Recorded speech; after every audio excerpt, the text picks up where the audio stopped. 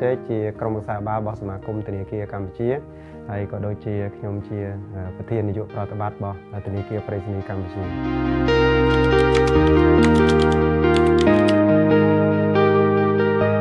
បាទជារួមកម្ចីក្រៅផ្លូវការនេះមានប្រភពនៅប្រទេសខ្មែរយើងមើលគិតថាឲ្យពេលច្បាស់លាស់មកវាអត់ដឹងច្បាស់លាស់ពេលណាតែតាំងពីដើមឡើយណាពីណាពីណីមកគឺមានអានឹងស្រាប់តាំងពីដើមមកក៏ប៉ុន្តែកាលពីដើមឡើយប្រជាជនយើងមិននិយាយមែនទែនទៅគាត់ខ្ចីរបៀបអានគ្រោះគ្នាទៅវិញទៅមកដូចជាឪពុកម្ដាយឲ្យកូនខ្ចីបងប្អូនហ្នឹងខ្ចីទៅខ្ចីមកហើយពេលខ្លះទៀតក៏គេលេងតុងទីនដែរដោយសារកាលសម័យនោះមនុស្សចូលចិត្តប្រមូលលុយពីគ្នាទៅវិញទៅមកដើម្បីទៅប្រកបអីមួយ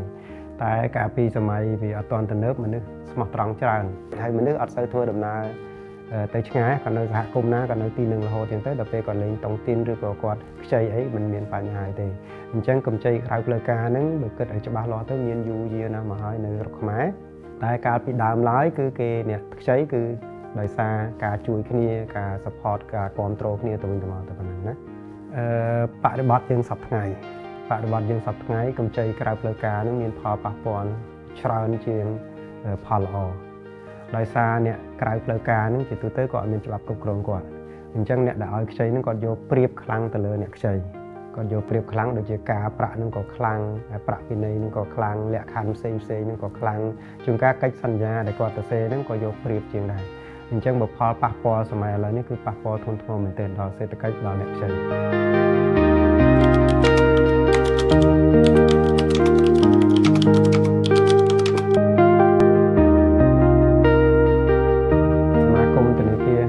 ការច្រើនមែនទេមានធ្វើឥឡូវធ្វើយូរយារណាស់មកឲ្យរឿងតាក់ទងរឿងកាត់បន្ថយកម្ចីក្រៅផ្លូវការនេះយើងដឹងផលប៉ះពាល់វាផលប៉ះពាល់អវិជ្ជមាននេះច្រើនអញ្ចឹងសមាគមធនាគារគឺជាស្ថាប័នមួយដែលធ្វើឲ្យម៉ូស្លីក៏អត់មានយក profit ទេណាគាត់ធ្វើមិនឲ្យសាធារណជនដឹងអញ្ចឹងសមាគមធនាគារគាត់រៀបចំនីតិវិធីមួយចំនួនដើម្បីឲ្យសាធារណជនដឹងឧទាហរណ៍ថាគាត់ប្រឹងបង្រៀនគេហៅ financial literacy អញ្ចឹងសមាគមធនាគារគាត់ប្រឹងប្រែងធ្វើច្រើនដូចជាអក្ខរកម្មហិរញ្ញវត្ថុអញ្ចឹងគំនិតហ្នឹងគឺចង់បរៀនមនុស្សទាំងអស់ឲ្យចេះមូលដ្ឋានគ្រឹះហិរញ្ញវត្ថុហើយបញ្យល់ប្រាប់គេថាស្ថាប័នណាផ្លូវការស្ថាប័នណាមិនផ្លូវការហេតុអីបានចង់បញ្យល់ចឹងឲ្យច្រើនឲ្យមនុស្សទាំងអស់ដឹងយើងអាចដើរតាមភូមិមួយប្រាប់គេថាគ្រប់កុំខ្ចីអានេះឬក៏ខ្ចីអានោះយើងអាចធ្វើចឹងបានទេមានតែវិធីមួយគត់ដែលល្អសមាគមធនាគារល្អយុទ្ធនាការបរៀនបញ្យល់ធ្វើឲ្យមនុស្សជាច្រើននឹងបានយល់ជ្រួតជ្រាបថាកាលណាខ្ចីក្រៅប្រព័ន្ធឬក៏ខ្ចីក្រៅផ្លូវការនឹងប៉ះពាល់ដល់ជីវភាពរបស់គាត់ប៉ះពាល់ដល់ហិរញ្ញវត្ថុរបស់គាត់ប៉ះពាល់ដល់គ្រួសាររបស់គាត់ជារួមកម្ចីក្រៅផ្លូវការនឹងវាប៉ះពាល់ធ្ងន់ធ្ងរណាស់អ្នកឲ្យខ្ចីនឹងគឺគាត់យកការប្រាក់នឹងហួសប្រក្រតីគាត់ខ្ចីចំនួនដែលខ្ចីនឹងមិនបានដោយបំណងឧទាហរណ៍តែពេលខ្លះខ្ញុំឃើញគេនិយាយលេងគាត់ថាខ្ចី1000បាន600ចុះបើចង់បាន1000មកខ្ចីបានអូតខ្ចីដល់1500ខ្ចីដល់2000អញ្ចឹងទៅបាន1000អញ្ចឹងចំនួនកិច្ចសន្យាដែលគាត់ខ្ចី1000ឬក៏2000មែនតែទឹកប្រាក់ដែលគាត់បានហ្នឹងអត់មានទេបានតែ600បានតែ1000ទេណាអញ្ចឹងអាចំនួនដែលគាត់បានហ្នឹងវាតិចជាងនឹងមែនទេយើងមើលបើគិតពីសម្រាប់ភាសាធនាគារគេហៅការប្រាក់ប្រសិទ្ធភាពវាថ្លៃមហាសែនថ្លៃវាថ្លៃមហាសែនថ្លៃហើយក្រៅមួយទៀតនៅពេលដែលបង់ផ្ដាច់ហ្នឹងក៏ពិន័យនឹងដល់កហើយចំនួនដែលបានហ្នឹងឧទាហរណ៍ថាបានតែ600បានតែ1000តែគេគិតការប្រាក់មិនគិតលើ600ដែលយើងបានទេគេគិតទៅលើ1000ដែលយើងបានគេគិតទៅលើ2000ដែលយើងខ្ចីនោះណាអញ្ចឹងធ្វើឲ្យការប្រាក់ប្រសិទ្ធភាពនោះវាខ្ពស់មែនទែនកាលណាការប្រាក់ប្រសិទ្ធភាពវាខ្ពស់ហួសប្រមាណឧទាហរណ៍តឡើងដល់30% 50% អញ្ចឹងទៅធ្វើឲ្យអ្នកខ្ចីហ្នឹង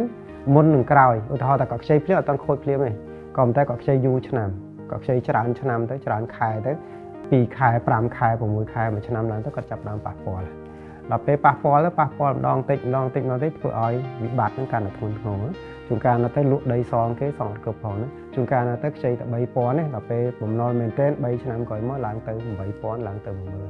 អានឹងប៉ះពាល់ធ្ងន់ធ្ងរមែនទែនហើយបើសិនបើយើងមកខ្ចីប្រព័ន្ធខាងផ្លូវការគេគឺត្រឹមត្រូវឧទាហរណ៍ថាខ្ចីយើងទៅជែកចុះការប្រាក់អស់ថ្លៃ18%ណាអញ្ចឹងគេបញ្យល់ប្រាប់ច្បាស់ណាខ្ចី18%ខ្ចី3000បាន3000ខ្ចី5000បាន5000ខ្ចី30000បាន30000អ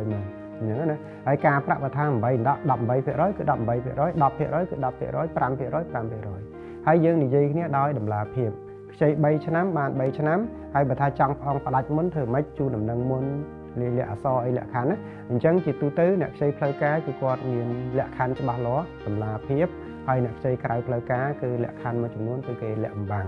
អញ្ចឹងបើសិនបើយើងចង់ទៅខ្ចីឲ្យខ្ចីក្រៅផ្លូវការធ្វើឲ្យប៉ះពាល់ធ្ងន់ធ្ងរខ្លាំងមែនទែនជារួមណា